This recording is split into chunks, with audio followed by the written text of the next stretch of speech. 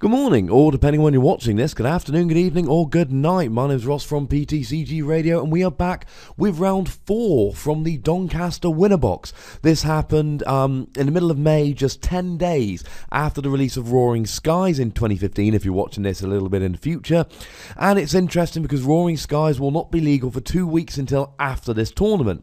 So the Doncaster Winner Box was run because Roaring Skies actually becomes legal on the Wednesday, with UK Nationals starting on the Saturday, which means there's going to be, if any, very, very few sanctioned proper tournaments running with Roaring Skies legal before Nationals, which means that a few people, like the lovely people at Zone Out in Doncaster, are running tournaments, and that was bad dice rolling there, are running tournaments where Roaring Skies is legal. And again, we have Worlds quality players here, people who, both these players in fact, have already got their invites sewn up for Worlds this year in Boston. So we are talking good players, we're talking tested decks, and it's a good opportunity to see these new decks being played not just between testing groups, but actually in a tournament environment where people are really trying to win half decent prizes at least. So here we have Scott Burgess on the left, the reigning UK National Champion, and he is going to be playing Trevenant Shaymin. And on the right we have Cory Kirkham, he of the last round, and he is going to be playing Groudon Wobbuffet. And speaking of last round, we are on round 4 now. I will have put the links to the first 3 rounds in the description of this video, so I highly encourage you to go back and watch the first 3 games before you get onto this one, if you haven't done so already.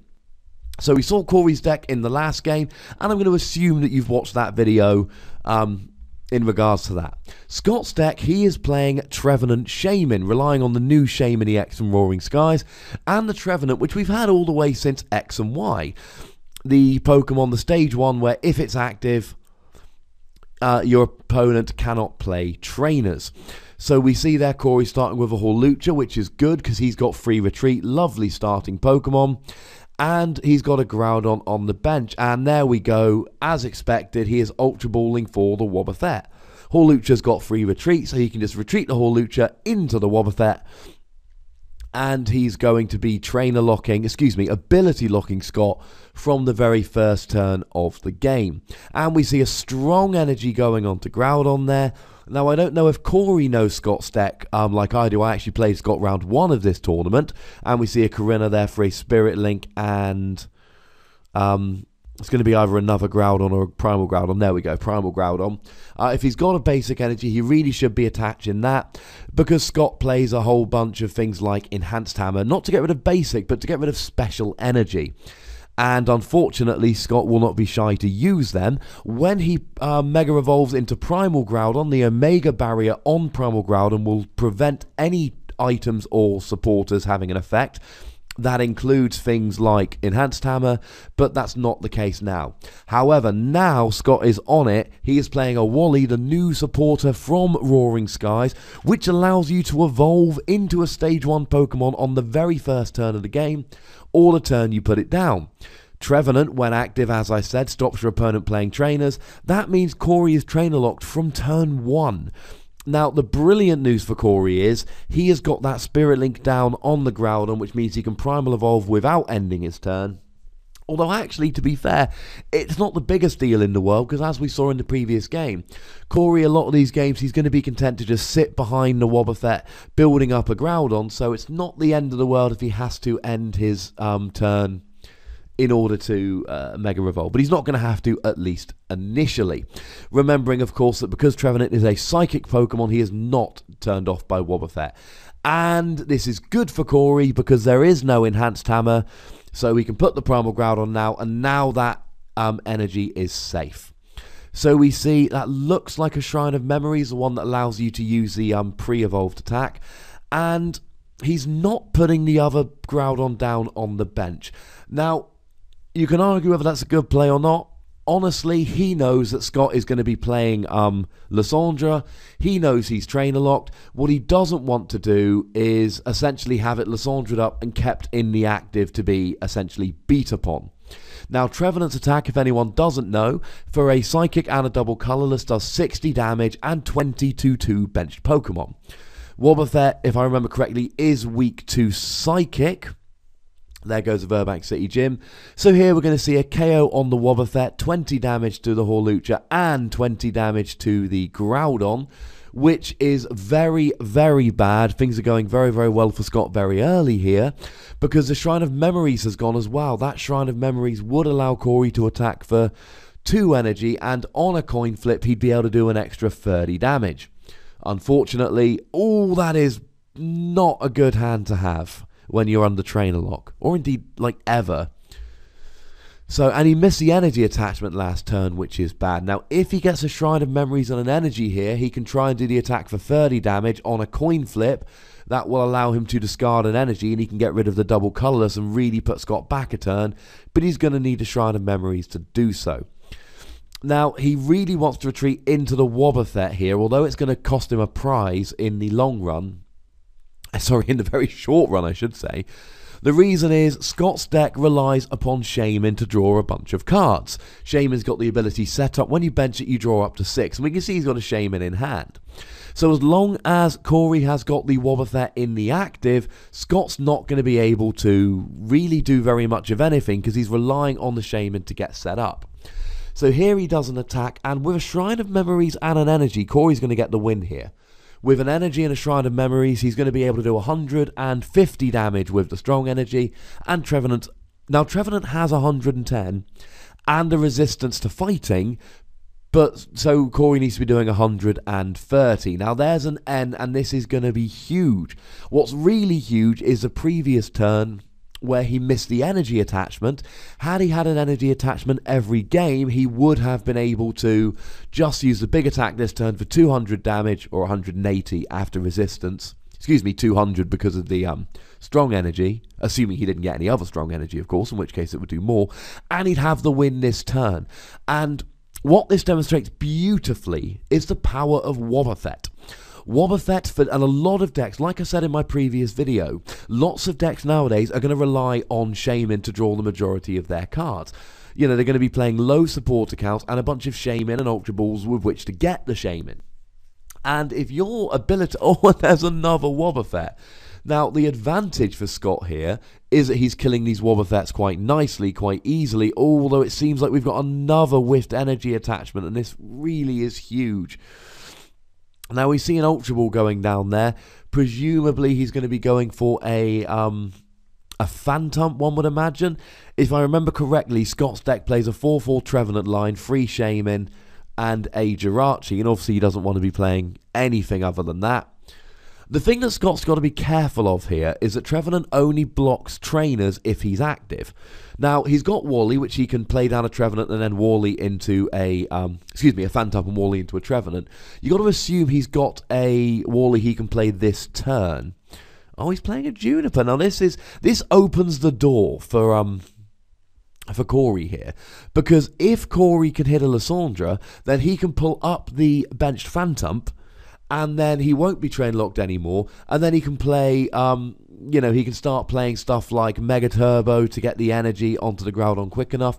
If Cory can get a couple of attacks off here, he's going to win the game very, very quickly. Lasers don't affect Primal Groudon because of Omega Barrier, so if he can just get attacking, he's going to be absolutely fine here. So he's got the energy. Does he have Shrine of Memories? That's key. If he's got the Stadium, and I don't know how many he plays, it's the kind of thing he'd probably play as a one-off, and that's a problem because we've already seen it hit the field and go again. But we do see the Lysandra, and that's wonderful. He is now no longer trainer locked, and is that a Mega Turbo in his hand? I couldn't see. He might have one in his hand. And that would mean he's got the 4 energy. He can start attacking straight away. Trevenant is doing 60 damage, 80 with a muscle band, so he's not going to 2-hit KO that Primal Groudon.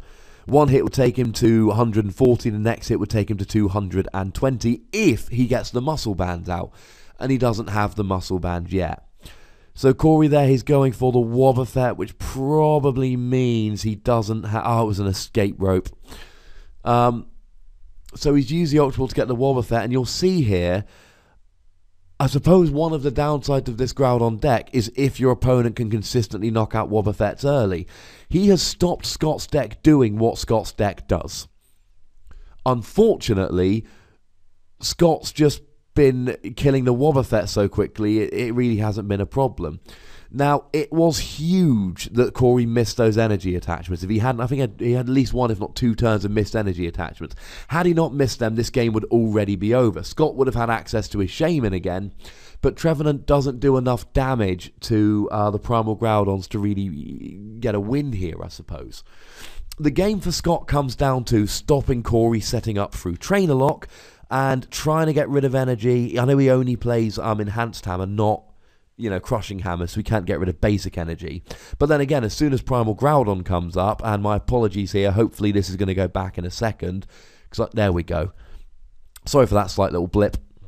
And he wants to try and get rid of any energy before Groudon Primal evolves, and then essentially just stop Cory doing what he does while he takes prizes. Cory wants to stop Scott doing what he does, but in order to do that, he needs to put Wobbuffet active, and as we've seen, Trevenant goes right through Wobbuffet. This is what Cory was afraid of earlier in the game. Now the Groudon gets active with Lysandra. There's no Omega barrier on that, so the laser is up for grabs. And the Wobbuffet, again, like the Trevenant, only works if he's active. So now the Shaymin comes out, and now you can see Scott's deck doing what it does. Cory is now Trainer Locked and poisoned. Groudon can only attack for a minimum of 2 energy. So now he's doing 60 damage. And then you can add the 30 for the poison. That Groudon's going to be KO'd next turn. It's going to have 90 damage now. And then it's going to, 110 with the muscle band, which means it's going to have 110 at the end of Scott's turn, and then it's going to have 140 at the end of Cory's turn, then it's going to have 170 at the end of Scott's turn, by which point he would have hit it again. So it's not quite going to die going into Scott's turn. No, it is going to die coming into Scott's turn, sorry, because I was neglecting the damage that had already been done to the bench by Trevenant. There was already 40 damage on it, so now you add the 110 for the muscle-banded attack with the laser, puts him up to 150, and he's going to die of poison damage coming into Scott's turn, and that's going to essentially be as good as the game, potentially. Now, this is where the missed energy attachments really come in. There's already 80 damage on that benched Primal Groudon. What that means is that Scott is going to be able to 2-hit KO it. Now, what's essentially going to happen here is, one would imagine, that the Groudon's going to die going into Scott's turn. Cory is going to put the Wobbuffet active. Oh, he's not dying going... Oh, no, of course, because, yes, the stadium got replaced. So that's really huge on Cory's part here. But we see the Lysandra coming down, and he's able to KO the Wobbuffet, and he's able to KO the Groudon, take his last 3 prizes. So, unfortunately there, it was just a missed energy attachment. Trainer Lock is so devastating, and that's the thing about Trevenant with this new set. Now that we've got Wally coming out, Wally, sorry, I keep thinking about the Pixar film. You have to forgive me for that one. Please don't stop watching, just forgive me, it's much easier that way. What we've got here is essentially Wally, and that means turn 1 Trainer Lock. Had Scott been going first that turn, Cory would never have been able to use trainers without playing a Lysandra to get the Trevenant out of the active. And that's absolutely devastating for pretty much any deck. So Scott's deck is very, very simple. It's very much, I'm going to get Trevenant out, free energy, and again, you're not going to be playing Enhanced Hammer or Crushing Hammer because you're Trainer Locked. You're not going to be playing Laser or Startling Megaphone because you're Trainer Locked. So my Muscle Band isn't going to be got rid of with Startling Megaphone. My energy isn't going to be gotten rid of with Enhanced Hammer and Crushing Hammer. I'm going to do 80 damage plus 20 to the bench, to 2 different bench Pokemon every turn. Now, 80 twice is 160, which isn't generally enough to KO EXs. If you build in Laser and Verbank, it absolutely is. Even if you don't, as long as you can hit a benched EX once on the bench for 20 damage, then a couple of attacks for 80 damage each will put it on 180, and in fact, be enough to get the KO. So, it's a very effective deck. Now, what I have seen, I've seen decks similar to Scott's, and I wasn't terribly worried until I saw Scott playing it. Scott plays it much, much better. The decks I've seen rely on Shaymin to attack. Now, Shaymin's attack for a DCE does 30 damage and return all the cards attached to it and in itself to your hand, as we see Cory mulligan there. So, you know, you do 50 damage with Shaymin, put Shaymin in your hand, and then next turn you play Shaymin to set up. You retreat the Trevenant using a float stone, and you basically do 50 damage every turn, but you've got Shaymin to set up every turn, and you're just retreating Trevenant with float stone. 50 damage a turn does not get you KOs very quickly. 80 to the active, 20 to each of the 2 bench, plus laser for the poison damage, absolutely does start adding up quite quickly. And I didn't realise quite how good Scott's deck was until I, you know, essentially when I played against it, and then I kind of saw it going on through the tournament, and, you know, started to watch a couple of the games. It's utterly devastating at times. Now, the good news is Cory's going first, and although Scott can get turn 1 train lock here, it's looking an awful lot less likely. Scott would have to get a Phantump on the bench, he'd have to get a Jirachi out of the active, and he'd have to then play a Wally as his supporter for the turn. Now, you see Cory there is dumping a basic energy, which is a...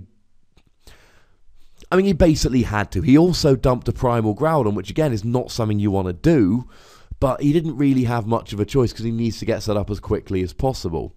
Now, one potentially worrying thing here is that he's just dumped 2 basic energy into the discard, and we saw in the previous game that he had trouble getting the energy out. So there is the potential here that he's going to not have enough energy, and we saw in the last game Groudon easily does enough damage to take out the Trevenants. Trevenant takes 2 energy attachments. If Cory can start running through Trevenants at a half-decent speed, he's going to kill them very, very quickly. He's going to be doing just fine. The problem in the previous game was he missed those energy attachments. They stopped him being able to get the Groudon attacking, and that basically led him to lose the game. The advantage for Scott here, and you see he did have the enhanced hammer turn 1, so luckily this was the game he got basic energy down. That would have been bad in the previous game. Scott now, he's going to be able to use his Shaymins this turn because Wobbuffet's not out. If Scott can get the trainer lock, then this is going to be absolutely devastating for Cory, because Cory here doesn't have the Spirit Link on the Groudon, so he's not going to be able to evolve the Groudon for the Spirit Link. And there's a Shaymin for 5, and this is where Scott's deck really could start going off here. He needs a Wally, and he needs a Switch or a Float Stone. Because if Cory ends up Trainer Locked, he's not going to be able to put a Spirit Link down, which means in order to Mega Evolve the Groudon, he's going to end his turn, which means no attack. Oh, that's horrible. That's a Team Flare Grunt to get rid of the energy. And also, it means he's not going to be able to play any... Because in order to play Mega Turbo to attach a basic energy from your discard to your active Pokemon, you need to have a... Oh, that's an awful lot of energy. By my count, that's 4 basic fighting, 3 in the discard, 1 on the active. In order to play Mega Turbo, you have to have a Mega EX. In order to have a Mega EX, you need a Spirit Link, or you need to end your turn. So he plays Trainer's Mail there again, something along those lines. Oh, and that's quite good. He's got the Switch. In a deck like Cory's, where you're searching just for a small amount of trainers, I do see some merit in this card. Helps you get the Spirit Link or the Switch or the Mega Turbo, essentially. But even if he's got a Mega Turbo, he can't play the Mega Turbo unless he's got a Mega EX out. So he's going to need the Spirit Link and the Mega Groudon to get the Mega Groudon out. Then he can start playing Mega Turbo. If he can't get that going... If he can't get all that this turn, then that gives Scott 1 more turn to hit the Switch or Float Stone, and he doesn't even need to Wally this turn. He can just manually evolve into the Trevenant because the Phantump's been down a turn, at which point, there, and it doesn't look like he's got what he needs here because he's switching into the Wobbuffet, and he's probably going to pretty much just... Oh no, and then of course, yeah, Mega Evolve. So the energy's going to stay on him now, but I don't know... And there's the Switch, and he's going to have the Trevenant. So now, not only is he Trainer Locked, there we go, and can't use the Mega Turbo, but he's got 3 basic fighting in his discard pile. Now, damage is starting to pile up in the previous turn. Scott's 1 prize ahead, and again, there is no... there's only 1 energy on the field. Now, he's got another energy in hand... what would be ideal here is, just like in the previous game, Shrine of Memories. Not a brilliantly played card, but certainly a card which it fits very nicely in this deck. When I saw Cory playing that card, I was very, very nicely impressed. I thought it was really, really quite an inspired play. Because what really helps here is, that first attack does 30 damage, because here the strong energy and the resistance would cancel each other out. And on a coin flip, you get to discard an energy attached to defending Pokemon. So what he could do here was discard the double colourless energy, forcing Scott to have another double colourless in order to attack. We see here, though, that annoyingly, there is no Wobbuffet out for Cory. He's not able to keep the Wobbuffets going, and Horlish is not going to do any better. He's got 70 HP, and Trevenant's doing 80. That means that Scott is going to be able to use Shaymin if he's got one to get going here. So, strangely, this is a kind of deck. Mega Groudon, if he gets going against Trevenant, he's fine. But you need to get the energy attachments here, and this is, I know I keep saying this every turn, but if he can just get a Shrine of Memories off this Juniper, it's going to be very, very different. He would currently be doing 150, taking into account the resistance and the strong energy. That would be enough for the KO, and Scott wouldn't be able to attack with Trevenant next turn because he has no energy on a Trevenant. He could attack with a Shaymin, but that would do a maximum of 50 damage, and it's not going to be that devastating. So he's had to pass, he's going to take a hit, he's going to go up to 120 damage. He can still take 2 hits. And that is important here. He's got 40 damage on him. 2 muscle-banded attacks here would put it to 160, put him up to 200 in total. But Scott's going to get the energy attachment here, but he's going to run out of attacks, essentially. So let's say Scott attacks here, puts the Groudon on 120. Cory then knocks out the Trevenant, assuming he's got an energy or... assuming he's got an energy or the Shrine of Memories. Scott can then get off another attack that won't quite kill the Groudon. There we go. That's more like it. He can now get an attack off which will kill the which won't kill the Groudon. Scott will then be able to KO the second Trevenant, and Scott, although having said that, Scott would then be able to get the KO just using a Shaymin. At that stage, the Groudon would be down to 200, up to 200 damage, down to 40 HP. So a muscle-banded Shaymin attack would do the requisite, 40 damage plus, 10 bonus damage. So Scott's still very much in the driving seat here, but you can see how Cory's deck's going to come back. And that Team Flare Grunt, you can see how that turn 1 Team Flare Grunt was devastating for Cory. Because had that not happened, he could have got the KO on this Trevenant last turn, which means Scott would not have just had the energy to attack. His Trevenant would have had 2 energy on not 3. So not only would the Trevenant be dead, but Scott, he'd have 80 less damage because that Trevenant last turn wouldn't have been able to attack. Now, the thing for Cory here is he doesn't even need a Stadium. He needs to be doing 130 damage, taking into account the resistance. The attack does 100 damage without a Stadium. Add it up to 160 with a strong energy. Take it down to 140 with the resistance, and you're absolutely fine here. He's going to be doing plenty of damage. So Cory is now potentially in the driving seat, but you see that Scott's already up by 2 prizes. That Groudon isn't going to last a huge amount of time longer, and Cory's only taking single prizes here. If Cory can start getting into Lysandras, then he's going to be doing fine, but he needs to keep an eye on the energy here. We see a Phantom, we see the Shaymin go down for 5. He needs to hit a double colourless energy here, really. We see he's already used... one of them actually. 2 of them because one's on the bench. So, sorry, he needs a Psychic Energy this turn in order to attack with a Trevenant, but then he's going to need a double colourless next turn in order to attack with a Shaymin, or he's going to have to kind of...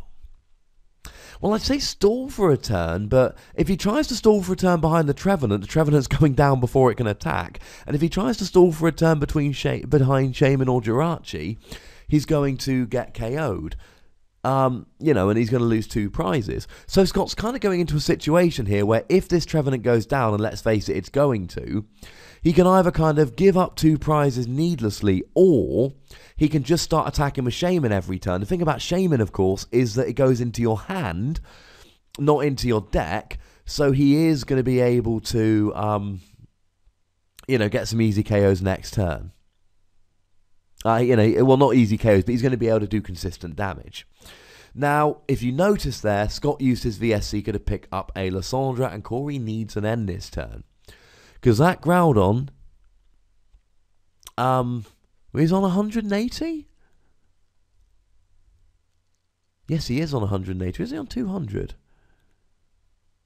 It looks like he's on 180. He's going to essentially try and Lysandra up the Wobbuffet and then start hitting the benched Groudons a little bit. Cory just needs to pile energy onto that Groudon. He really needs Mega Turbo here, and it's gutting that he doesn't have it. But he's going to get the KO here. He doesn't need the Stadium to do the extra damage. He's doing 140, bearing in mind the strong energy and the resistance. And there's going to be no KO here from the Trevenant. What he can, however, do is, although if he's on 180, which is what it looks like he's on, then Shaymin with a Muscle Band is only going to put him up to 230, which isn't going to be enough for the KO. So the Trevenant goes active, and I don't know what Scott's going to be aiming to do here. He needs to take down that Groudon. On that Groudon, there is nothing in Scott's deck which can take a hit from that Groudon, even bearing in mind that there's no Stadium down. Anything in Scott's deck is dying from one hit from that Groudon right now. So we see Lysandra for the Wobbuffet, and he's trying to buy time here. And this is a good plan. Wobbuffet's got a retreat cost of 2. So he's not coming out of the active anytime soon. Cory needs to be putting energy onto his benched Primal Groudon, but this gives Scott a turn to get going. Having said that, he's not going to knock out the benched Primal Groudons with the Trevenant, so it's still essentially, in order to win the game, it looks like Scott's got 4 prizes left. So Scott's going to have to, and Cory here needs to bench nothing else. Because if he does, then that gives Scott a 4-prize game remaining, not a 5-prize game. So Scott's, he's got to take out both the Primal Groudons, whether he takes down the Wobbuffet or not. And the bench damage isn't really going to add up quickly enough, because essentially, as soon as Scott brings the Primal Groudon active, it's going to kill that Trevenant. As soon as Scott attacks, he's going to kill the Wobbuffet, which means Cory's going to be able to bring the Primal Groudon active.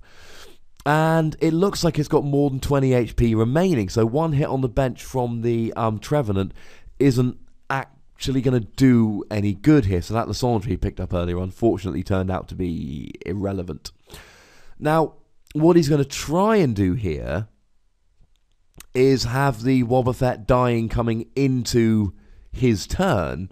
But unfortunately here, it's on 40 already. It's going to be on 70 at the end of Scott's turn, 100 at the end of Cory's turn, and then it's going to die of poison going into Cory's turn. The ideal here would be that if Scott could have the Wobbuffet dying coming into his turn, then Cory would have to put one of the Primal Groudons active, and Scott would essentially get a free shot at it. But that's, with the Stadiums out at the moment, that's not going to happen. And essentially, I think Scott only plays Burbank City Gym, so Cory really needs to not bench any other Stadiums here, because, like I say, that Wobbuffet is going to die going into Cory's turn, which is what Cory wants. Now, what Scott's doing here is he's building up, essentially, a bench Trevenant. And you can see the point here, because the Trevenant that's active is going to die straight away, so you might as well build up one on the bench, so you've got a bit more time to get him going. But the problem here is exactly the problem we had before. As soon as that Trevenant attacks, it's going down. Now, the good news is that the Primal Groudon that's currently got all the energy also has 60 HP left. So what Scott's basically thinking is, okay, I'm going to let him kill this Trevenant. But then, the Primal Groudon that's got the 4 energy on, i.e. the one that can kill me, I'm going to be able to kill that with my now bench Trevenant, or with the previously benched now active Trevenant. And all Cory's going to have is a Primal Groudon that doesn't have 4 energy. And if the Primal Groudon doesn't have 4 energy on, then he's not going to be able to attack, and that means that I am going to be able to start picking away at that primal Groudon. Now you'll see there he puts a DCE on the Shaymin because he needs a Psychic Energy. He hasn't got a Psychic Energy, so what's the point in putting a DCE down on anything else? Might as well just put it down on the Shaymin. He can always attack in the future if I need him to. Plus, of course, he's not attacking with Trevenant this turn, so we might as well have a Shaymin ready to go on the bench as well. And there goes the Juniper. Now, you'll see here, Scott, like I say, Scott is the reigning UK national champion, and there's a reason for this. You saw the play there, Lysandring up the Wobbuffet and then building up a bench Trevenant. It's a fantastic play. What he's basically saying is, the way the game is going, I've lost. If the game continues in this vein, if I try trading blow for blow, those Groudons are going to kill my Trevenant before my Trevenant can kill them. I'm not going to win this game. If I just feed him a Trevenant, then I can build up a Trevenant on the bench, and if his second primal Groudon doesn't get 4 energy on, I'm going to be alright here. So again, Cory needs an energy attachment this turn, and discarding all that energy early game, I think could once again be the thing that does it. He's going for a Skylar, but he can't play any trainers. He's not... Honestly, I think he discarded too much energy early game, and he's not able to use the Mega Turbo. What he really needs here is a Lysandra and a pair of Mega Turbos. That's about the only way here, because you can see the way this game is going. It looks now like Scott is in the driving seat for a really quite inspired play, assuming he's got a Psychic Energy. And you see there, Cory's basically saying, look, I don't need my Mega Turbos now. I need my Mega Turbos next turn. So as long as I can Lysandra up one of those Shaymin, I'll be fine. So here, he's going to get the KO on the Trevenant. Oh, and this is going to get quite juicy here. Because that Trevenant, assuming Scott's got a Psychic Energy, that Trevenant can do 60 damage and get a KO. Oh, and he's going to have to computer search for it. But regardless, he's going to get that Psychic Energy. So he's going to have the Psychic Energy, and he's going to get the KO, and he's going to be down to a single prize. Cory has a 2 energy primal Groudon. So, and now if he went Skylar for the Lysandra, I can only assume he doesn't have a Shrine of Memories here. Because if he had a Shrine of Memories, that would be a very good play here, because he would be doing 130 damage. Oh, he'd still need 1 more energy though. So he'd need 3 energy to do the attack, which is actually relevant. I suppose he could go to the Groudon EX's first attack, 30 damage, plus get rid of an energy on a coin flip, but he'd have to hit heads. So Scott's going to get the KO on the Groudon here, and the bench Groudon is going to go up to 120 damage, which means it can still take a hit from the Trevenant. It's all down to whether Cory's got the energy or not, and that's going to be absolutely key here. If Cory can use a Lysandra and play Mega Turbo and Energy... Oh, and there goes Lysandra's trump card. Sorry, I missed that in all the excitement of me thinking this thing through. That might screw over Cory entirely. Because Cory needs 2 energy attachments. Cory is only going to get 2 energy attachments with a Mega Turbo. He can't make 2 energy attachments, with one of which with a Mega Turbo, if there's no energy in the discard pile. Now, he went Skylar for Shrine of Memories, which... Well, didn't go Skylar for Shrine of Memories. Now, he's top decked a Juniper, and he's kind of screwed here. Pretty much entirely. Because he's only got 2 options. He can Lysandra one of the things off the bench, but then he's not going to be able to Mega Turbo... Even if... Oh, no, he is going to be able to Mega Turbo, sorry, because Groudon just died. So he needs to be able to have a Mega Turbo here. And we got Trainer's Mail. Does he hit one? Oh, it doesn't look like he did. That is heartbreaking. Yes, because obviously the Groudon that died, I think, had 1 basic energy attached. So he can at least Mega Turbo once. But he needs a Mega Turbo and an energy attachment, and he'll win the game. Unfortunately, it doesn't look like he's going to be able to do it. Or he would need Shrine of Memories and a single energy attachment, or Shrine of Memories and a Mega Turbo. He needs to be able to... Sorry, I leant on the keyboard. He needs to be able to attack this turn. Or he needs Scott to not draw an energy or a switch or a float stone, which... Oh, and there's the Shrine of Memories. Does he have an energy or a Mega Turbo? If he does, he's got the KO here. That's interesting. But he's already played the Lysandra. So there's a Spirit Link, which is kind of irrelevant.